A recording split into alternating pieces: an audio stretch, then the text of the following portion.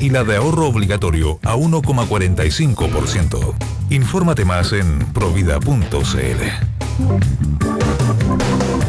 Estamos de vuelta en el programa y estamos aquí con el periodista e historiador español Mario Amorós, que acaba de sacar este libro macizo, Neruda, el príncipe de los poetas. Muchas gracias por estar acá, Mario. Gracias, Fernando. Y la primera pregunta, ¿por qué te interesó Neruda? Bueno, el libro se lanzó hace un año. Hoy tengo un conversatorio en el Centro Cultural de España a las 7:15 de la tarde. Invito a todos, que no vengan todos porque no cabríamos, pero invito a los auditores, a los oyentes de la radio que vengan en el Centro Cultural de España a las 7:15 de la tarde. Bueno, Neruda ya había escrito otras biografías de personajes chilenos como Salvador Allende o Miguel Enríquez, y Neruda era obviamente un personaje extraordinario para hacer una biografía. Tuvo una vida increíble, como todos sabemos, ¿no? Salvaje. Cualquier episodio de su vida es como una novela de aventuras. Hoy lo estaba repasando para el conversatorio de la tarde y es fascinante la vida que tuvo el poeta, ¿no? Con una gran cantidad de hechos que dan para muchas páginas. Sí, ahora con Neruda en Chile y en los chilenos pasan a veces estas cosas que son medias inhibitorias de avanzar hacia aspectos de la vida de las personas, porque el hombre se considera tan potente, tan grande, uno como que protege un poco, pero tú al mirarlo desde afuera, ¿puedes retratar a un Neruda, crees tú, viendo o comparándote con las otras referencias que han habido frente a Neruda? ¿Qué tal? Es una biografía de un historiador. Por ejemplo, logré 355 páginas en ruso sobre Neruda del principal archivo ruso de historia contemporánea. Logré que las tradujeran y ahí hay documentos muy relevantes para la historia de Chile. Te pongo solo un ejemplo. Neruda sale, como sabemos, a caballo por la cordillera en marzo del año 49, aparece en París en abril del 49 y en junio del 49 viaja por primera vez a la Unión Soviética. Invitado, llega a Leningrado y allí se entrevista con dirigentes del Partido Comunista Soviético, a los que les rinde un informe como dirigente comunista chileno de qué había pasado en Chile con la persecución de González Videla. Sí. Todo eso no se conocía y es muy relevante. Lo que Neruda dice son unas 5 o 6 páginas de aquel momento en Chile, de cómo está la situación política en Chile, ¿no? Un documento muy importante, creo yo. Hay también otros documentos importantes. En fin, hay muchos aspectos que son nuevos en el libro respecto a lo que se conocía del poeta. Estamos conversando con Mario Amorós, autor de Neruda, el príncipe de los poetas. Neruda, a través de su poesía, es extraordinariamente versátil. Tiene versos de amor, tiene versos cargados de historia, tiene versos políticos, tiene odas a una serie de situaciones. Tiene lo que podríamos denominar versos que están motivados por la historia. Pero, ¿qué tanto un poeta que estaba enraizado en la actividad política, que estaba enraizado incluso en la actividad diplomática? Él fue diplomático durante mucho tiempo. ¿Qué tanto de esa parte que es más desconocida de Neruda permea su poesía? Bueno, la poesía, como tú decías, de Neruda abarca prácticamente todo, ¿no? Es decir, desde la oda a la cebolla, ¿no?, hasta los homenajes al Partido Comunista, al del que él formaba parte, ¿no? Él tuvo una personalidad con muchas dimensiones, y todo ello está en su poesía. Volodya Taitelboim decía que su poesía tenía 5 continentes: la naturaleza, el amor, el compromiso político y otros, ¿no? También es verdad que hay otros estudiosos de su obra han dicho que su poesía es como la cordillera de los Andes, tiene grandes cimas y pequeños picos también, ¿no? Es una obra muy profusa, también con obras menores o con obras más circunstanciales, como el libro de la apología en incitación al disonicidio. Que es casi un panfleto, digamos. Es un panfleto. Es un panfleto en poesía. Él mismo dice que abandonó el misterio de la creación poética para volcarse en la coyuntura política de Chile del momento. En la biografía cito todos los grandes estudios de la obra de Neruda, ¿no? Sobre los principales libros, cito a las personas que más lo han estudiado, como Hernán Loyola, Alan Sicard o Jaime Concha. Ahora, hay una cosa bien interesante en esto que sacaste a colación con el Nixoncidio, ese libro que en realidad es un panfleto. Sin embargo, España en el corazón es también una guerra, sí. Es una cosa que también él vivió, y que sin embargo es netamente poesía, digamos, sí. de una fuerza emocional sí, potentísima. Esa tarde en el conversatorio del Centro Cultural de Parece España... que fueran dos escritores distintos. Sí, claro. Esa tarde hablaremos precisamente del 80 aniversario de España en el Corazón, que se cumplirá en noviembre. Claro, es un libro que le demora un año escribirlo. Él publica España en el Corazón, el primer poema, en septiembre del año 36 en España, y lo termina en el viaje en barco, cuando regresa a Chile el año septiembre del 37 en barco, ahí lo acaba. En cambio, la incitación al nixonicidio es un libro prácticamente, Neruda está enfermo, que lo escribe en unas pocas semanas, y es verdad que la altura poética de España en el Corazón y también las circunstancias de su edición en España, la primera edición española es del año 38, un año después que en Chile, hecha por soldados republicanos en el monasterio legendario de Montserrat, en Cataluña, cuando la República está claro que va a perder la guerra. Unas circunstancias dramáticas. ¿Alcanzó a salir España en el Corazón mientras la guerra sí, estaba? Sí, es algo extraordinario. Así, se leía, ¿tú pudiste averiguar si se difundió? Se hicieron 2 ediciones. Imagínate, en noviembre del año 38, la República ha perdido la batalla del Ebro, las tropas franquistas avanzan hacia Cataluña, donde la resistencia se desploma, la población está desmoralizada. Barcelona cae el 26 de enero del año 39 y hay un éxodo de 500.000 de personas hacia la frontera francesa, entre ellos José Balmes y Roser Bru, y ahí salen algunos ejemplares, dice la leyenda. Se conservan muy pocos ejemplares de la edición española de España en el Corazón. En Chile, que yo sepa, solo hay uno, en el archivo de Neruda, en el archivo central Andrés Bello de la Universidad de Chile. Yo lo vi hace un par de años, está perfectamente. En España solo queda un ejemplar de esa edición. En la Biblioteca del Congreso hay otro. Es un tesoro bibliográfico. Entonces, esa leyenda, esa historia maravillosa de cómo soldados republicanos dirigidos por un gran poeta español e impresor, Manuel Altor Aguirre, hicieron esa edición del Canto General, convierte al libro, además de su belleza y de su emotividad, en un verdadero mito. Yo reconozco que soy hijo de un padre que todas las santas noches abría la edición de la editorial Losada, de tapa de cuero roja, de Neruda, y nos leía nos ponía a mi hermano y a mí al lado y nos leía a Neruda. Por lo tanto, uno nació con Neruda. Por ejemplo, en España en el Corazón hay un poema que para mí es ya descojonante, que se llama Explico algunas cosas, donde él hace una invocación a los otros poetas. ¿Te acuerdas, Rafael? ¿Te acuerdas? Porque esto fue una cosa que es bien interesante, porque se formó como una especie como de club de amigos, poetas todos que se juntaban y escribían cuando pasaba esto de la guerra, y después todo eso se va al carajo con la guerra civil y tienen que desperdigarse por todas partes, pero existía una suerte de, podríamos llamarla hermandad de escritores en esa época. El Madrid de la República. Claro, Neruda llega a Madrid en el año 34.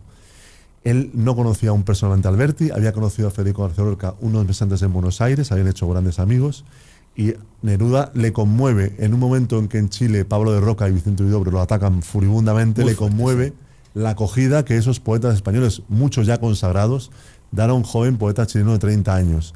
Ahí compartían en la Casa de las Flores, en ese Madrid maravilloso donde yo vivo, por cierto, y se produce la guerra, y es eso el impacto que le lleva a escribir ese poema que tú dices, que se publica por primera vez en el periódico de los intelectuales antifascistas españoles el 1 de julio del año 37, con otro título, y después es el poema emblemático de España en el Corazón, donde habla del mercado de Argüelles. Yo cuando voy al médico paso por el mercado de Argüelles y siempre me acuerdo de Neruda, ¿no?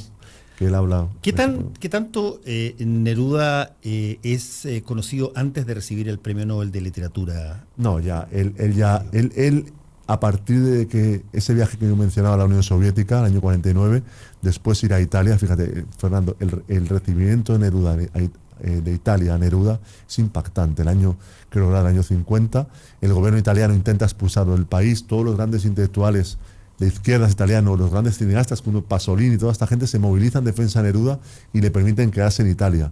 Empieza a traducirse su obra al francés, al italiano, y ya es un gran poeta universal. Recorre los países socialistas, llega a China.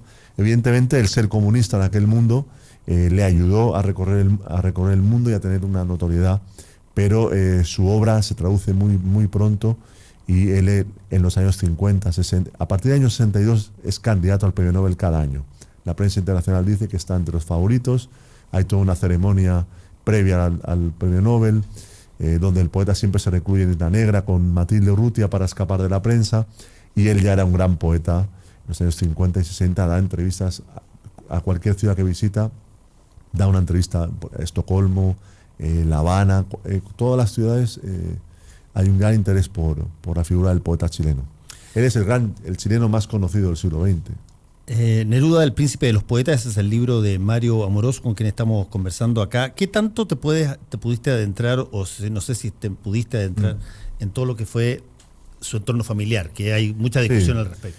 Siempre que, fíjate, Fernando, que escribo biografías, la biografía de Neruda tiene 620 páginas, la de Allende casi 700, la de Miguel Enríquez más de 300, ahora estoy con una biografía del general Pinochet, aquí cambiará la cosa, pero hasta ahora contar la infancia de estos personajes para mí ha sido muy bonito. Por ejemplo, la infancia de Miguel Enríquez es hermosa en Concepción, la Allende viajando por estas ciudades de Chile, y la de Neruda he logrado, creo, en el primer capítulo reconstruir muchos relatos dispersos y muchas cosas que había sueltas sobre la infancia. Por ejemplo, Neruda, uno de los tópicos es que nunca fue un gran deportista.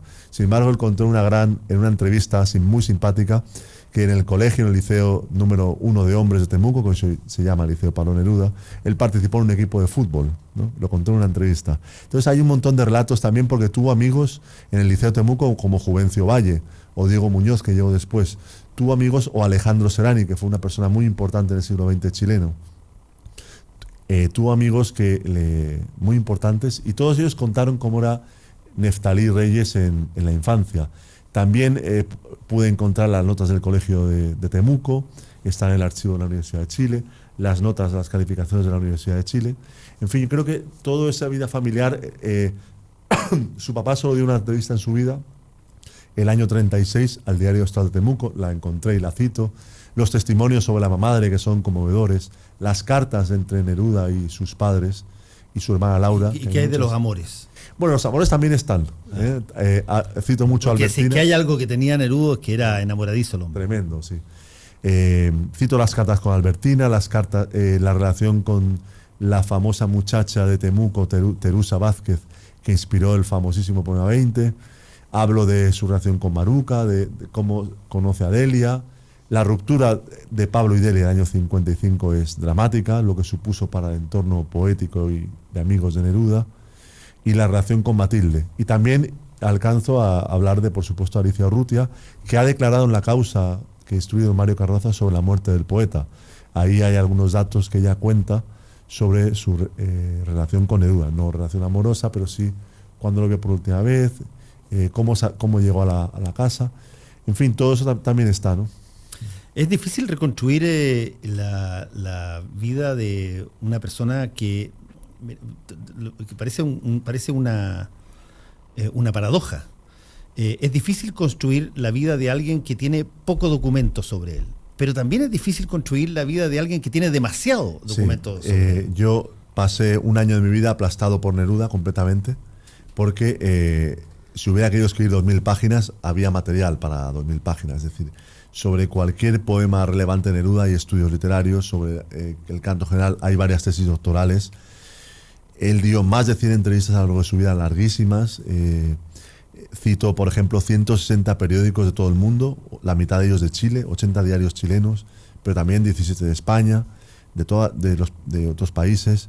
Es decir, hay una gran cantidad de documentación sobre Neruda, pero también hay aspectos nuevos, o incluso, por ejemplo, lo que te comentaba de los papeles soviéticos, pero también, por ejemplo, fotografías. Encontré en los archivos del poeta español Miguel Hernández, gran amigo de Neruda. Este año se conmemoran 75 años de su muerte. Fotografías inéditas de Malva Marina. Una de ellas aparece en el libro. Es una fotografía muy hermosa de una niña que estaba muy enferma y que no se conocía. Y está en la cunita en la Casa de las Flores. O sea, evidentemente, cuando toda investigación siempre rigurosa siempre aporta cosas nuevas. También sobre los últimos días y el último año de vida del poeta creo que hay elementos nuevos. Sobre las últimas horas, documentos de la Cancillería sueca, documentos relevantes que hablan de una muerte envuelta en el misterio y que permiten arrojar luz sobre el sufrimiento del poeta a partir del golpe de Estado del 11 de septiembre. ¿Cuál era, a juicio tuyo, Mario, que también ha sido fruto de polémica, el lugar que más atesoraba Neruda fuera de Chile? ¿Qué más le gustaba? Sí. Bueno, a él... Jorge Luis Borges, me acuerdo que en algún momento dado dijo el problema de Neruda es que le gusta demasiado París. Bueno, ¿y a quién no? Claro, y a quién no. Y a Borges le gustaba demasiado Londres, digamos. Era más... Sí, Neruda llegó a Londres ya en los años 60, por ejemplo. Él visitó París el año 27, vivió el año 39, el año 37. Londres llegó mucho más tarde, ya en la madura con Matilde. Bueno, yo diría que España él le marcó mucho, no tanto por la geografía, que también, sino por lo que vivió. La época de Oriente fue tremenda, los años de diplomático en Oriente, claro. Que hoy día se llama Sri Lanka. Claro, efectivamente. Él fue diplomático, embajador cónsul. Cónsul en Ceilán. Pero uno diría que en España hacía un menudo chollo, ¿no? No sé cómo se dice en Chile, pero tenía un sueldo lamentable. Él decía, la mayor hambre de su vida la pasó siempre en los 5 años de cónsul en Asia.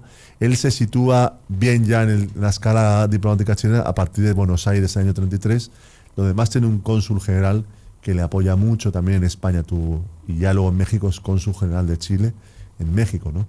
He visto, por ejemplo, en la Cancillería, en el archivo de la Cancillería, gran cantidad de cables de Neruda como diplomático. Están citados en el libro de la época de España. Y eso es relevante, por ejemplo, para la muerte de su hija. Él conoce por un cable diplomático, cuando está en Nueva York, en el año 43, la muerte de Malva Marina, y ahí hay toda una polémica con Maruca, que se conoce sobre todo por el archivo de la Cancillería. Ahí están los cables que se mandaban, una desde Europa y Pablo Neruda respondiendo desde México. Otra faceta que en Chile no ha calado tanto, pero que la tuvo, Pablo Neruda pudo ser candidato presidencial el año 1970, continuar, claro, porque fue presentado como candidato presidencial en 1970 y finalmente en el cónclave de lo que se conoció después más tarde como la Unidad Popular nombran a Salvador Allende. Pero pudo haber sido Pablo Neruda candidato presidencial. Fernando, todos hemos escuchado muchas veces que la de Neruda fue una candidatura simbólica, ¿verdad? Sí. Bueno, finalmente estaba claro que se iba a bajar, pero sin embargo en esos documentos soviéticos que te decía, hay una entrevista de Volodya Teitelbaum con la embajada soviética, octubre del año 69, justo cuando Neruda está ya es candidato del PC, y ahí Volodya dice a los diplomáticos soviéticos que la candidatura va, que si no hay acuerdo en la Unidad Popular, Neruda llegará a las elecciones, ¿no? Finalmente Neruda se baja, a Allende le costó muchísimo, eso lo conté en detalle en la biografía del presidente Allende. El domingo que veíamos en el Comité Central Socialista sobre Lagos y Guiller, bueno, Allende fue elegido candidato presidencial del Partido Socialista en septiembre del año 70 con 14 abstenciones del Comité Central y 13 votos a favor. Sí, eso fue por los pelos, ¿no? Fue increíble. Además, ellos querían que fuera Aniceto Rodríguez, ¿no? Claro. Y no Salvador Allende. Y estaba también el fantasma de este poeta que era postulado por el lado del PC, pero finalmente fue Allende. Claro, efectivamente. Hay una anécdota, no sé si es que será cierta, pero yo la encuentro excepcional, que no sé si lo pudiste buscar, cuando era diputado. Senador. Neruda, que están en discusión en la Cámara y se propone mover, porque estaban haciendo el nuevo plano de calle, se propone mover la Casa Colorada.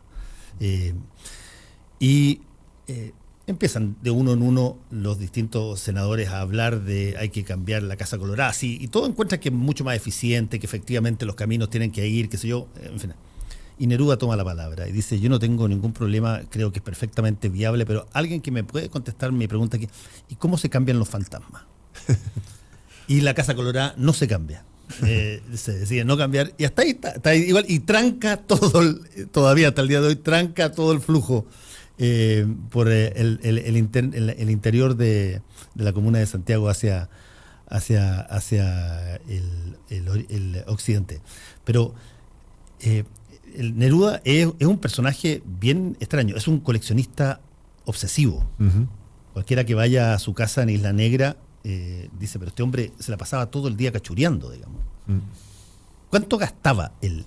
Bueno, es un todas esas misterio, ¿no? cosas? Porque él, por ejemplo, cuando viaja a Cuba en el año 42, conoce a un gran malacólogo cubano, no recuerdo el nombre, está en el libro del señor, que le regala unos caracoles, creo que eran polimitas. Y él llega de Asia, donde lo pasó muy mal y comía muy mal, con máscaras para sus amigos, etcétera, ¿no? Fue también un coleccionista muy, muy generoso, porque en el año 54, al cumplir 50 años, dona a la Universidad de Chile, y se puede ver hoy en la Casa Central, su colección de caracolas y su biblioteca personal, que eran miles de ejemplares valiosísimos, y una colección de caracolas también de miles de caracolas, que es un tesoro, me imagino, para los estudiosos. Fue un gran coleccionista, le encantaba ir a los mercados, le encantaba comprar cualquier cosa de cachivaches. Hay infinidad de anécdotas sobre Neruda comprando cosas, en fin, de sus amigos que lo contaban. Eso hace que sea interesante contar su vida, ¿verdad? Porque si hubiera sido un tipo aburrido que se la pasara escribiendo, pues no tendría a lo mejor el premio Nobel, pero no tendríamos estos relatos de su vida. ¿Qué te ha dado, Mario Amorós, por concentrarte en chileno, digamos? Allende, Miguel Enrique, Pinochet, Neruda. Bueno, claro, llevo muchos años estudiando sobre esto. Antes de, cuando te saludé, te dije que te conocía, además de por todo el trabajo en televisión y los medios de ahora, por la revista Análisis, que es una revista maravillosa, que como otras jugó un papel fundamental en la lucha por la libertad en Chile, ¿no? Entonces es una historia apasionante. Llevo muchos años y realmente en la casa tengo una gran cantidad de documentación y de libros. Y bueno, a mí me apasiona. También he escrito sobre la guerra civil en España, tengo algún libro sobre Argentina, pero realmente es mi tema, ¿no? Y cuesta mucho a una cierta edad cambiar de tema, porque sobre todo si a uno le va más o menos bien y el trabajo que hacemos es valorado, pues aún me queda para escribir sobre Chile. Mario Amorós, este libro ya está en librerías acá. Sí. Está Hace en un año. librerías. Neruda, el príncipe de los poetas. Tú dices que tienes hoy día Un conversatorio. Un conversatorio. con una ¿Dónde era? periodista. Repítelo, por favor. Centro Cultural de España, en la Avenida Providencia número 927, a las 7:15 de la tarde. Conversaremos con la periodista española Carmen Aguilar. Van a llegar personas que conocen a Neruda. En fin, va a ser un conversatorio primero nuestro y luego abierto al público a preguntar y a conversar sobre el gran poeta. Te agradezco que hayas venido, Mario, Fernando. y el libro, bien gordito, se ve potente. ¿Ah? Lo tenemos aquí para regalar, además. Así es que Neruda, el príncipe de los poetas, de Mario Amorós. Por Twitter van a ser anunciados los ganadores de Ediciones B. Muchas gracias por estar acá. Gracias, Fernando. Chao. Nos estamos yendo. La encuesta dice, cree que la renuncia de Ricardo Lago a la carrera presidencial marca el fin de la nueva mayoría. El 66% dice que sí, el 34% dice que no. Votaron como 216 personas, mayoritaria por el sí. Vamos a ver si, oye, no es tan fácil votar una coalición que te llevó al gobierno. Cuéntame, es difícil, a veces se mantiene, a veces ahí se agarran. Esperemos. Chao.